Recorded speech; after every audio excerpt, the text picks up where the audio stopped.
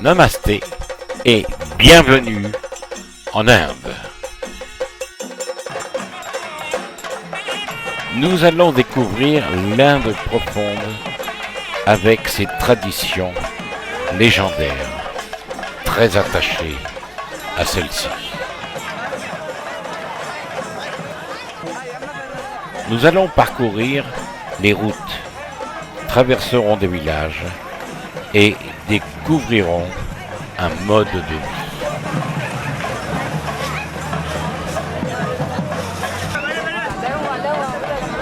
Dans ce pays, c'est un spectacle permanent. Danse, festivités, dédiées aux dieux.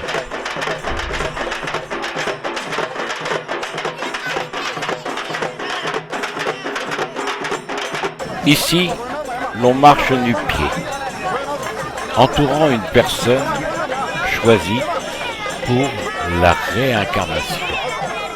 On chante, on danse et l'on mange. Sans oublier toutefois de présenter l'assiette pour récolter quelques roupies.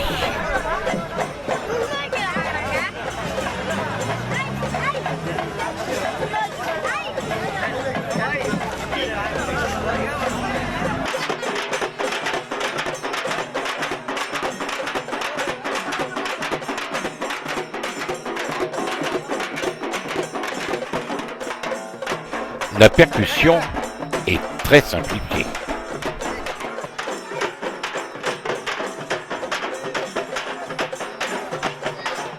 Et l'on peut dire que tous les âges sont représentés. Entre autres, on remarquera la couleur chatoyante des saris que portent les femmes.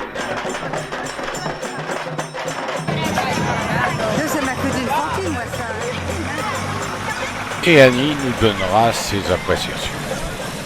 Ça m'a coûté une fortune.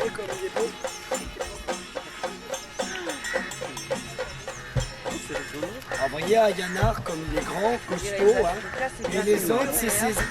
Parce que je me rappelle, tous les soirs, il intervient pour éliminer les mauvais esprits sur son cheval. Ayyanar est le dieu protecteur des villages dans l'Inde du Sud, surtout en pays tamoul, où il passe pour le maître des démons, sans être l'un d'eux. On lui offre des figurines d'argile représentant des chevaux et aussi parfois des éléphants. Dans la journée, les femmes viennent lui rendre visite, le vénérer, lui apporter des fleurs. En terre cuite. Vous verrez, il y a des endroits où on va voir plein de chevaux en terre cuite. De fond, des fois, il y en a très 200, bon. 300, les gens offrent. Il écrase de son pied tous les méchants.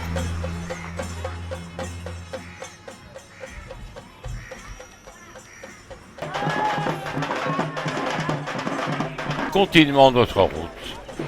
Qui allons-nous rencontrer? Qu'est-ce que c'est comme fête? Où se rendent ces femmes? C'est une fête où il y avait un sacrifice d'un mouton à la déesse de Durga. Il y a un temple, petit temple ici, dédié à Durga.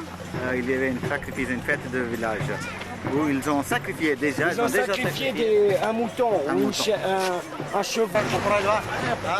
Interrogation auprès de ce saint.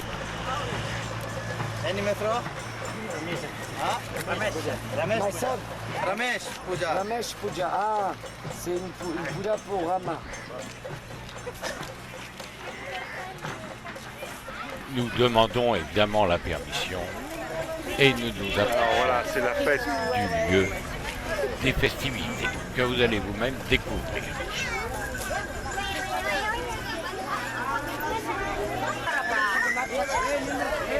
Les cornes des bœufs ou vaches sont ornées de pompons. Et nous apercevons les murs du temple dédié à Durga.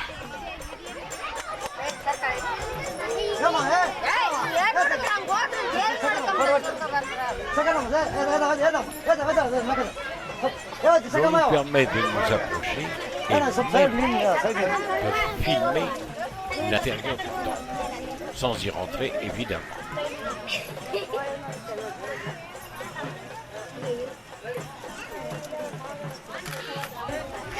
Toujours les saris des femmes et de jolis soleils.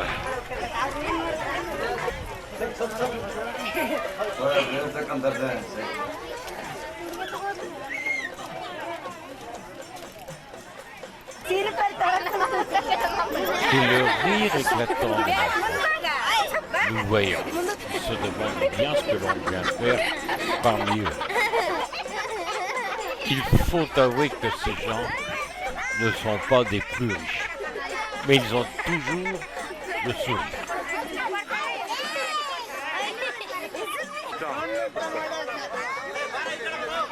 Et voilà, on a fait le mouton. Eh bien, le voilà ce fameux mouton. On va pouvoir s'en approcher. Garantie 100%, c'est un mâle.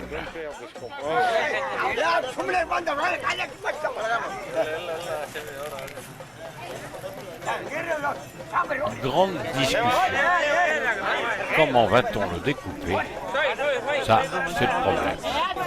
Mais il y en a certains qui sont déjà prêts pour préparer les brochettes. Ici, pas de contrôle sanitaire pour la découpe de la viande.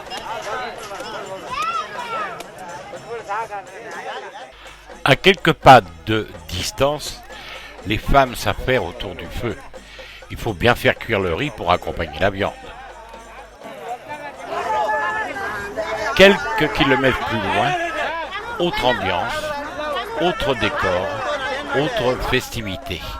Là, ce sont des gitanes qui veulent nous faire pratiquement un spectacle pour toucher quelques roupies.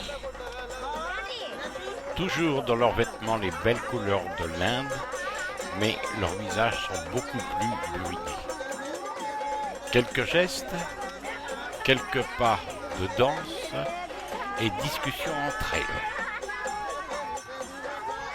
Dans leur exhibition, on croirait presque qu'elles pleurent.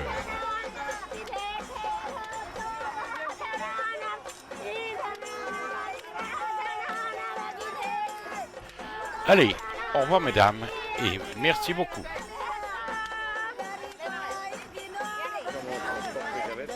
Fin de journée. Nous avons posé nos sacs et nos valises dans un petit hôtel et allons faire un tour de ville. Les gens sont heureux de nous rencontrer et l'on nous présente la famille.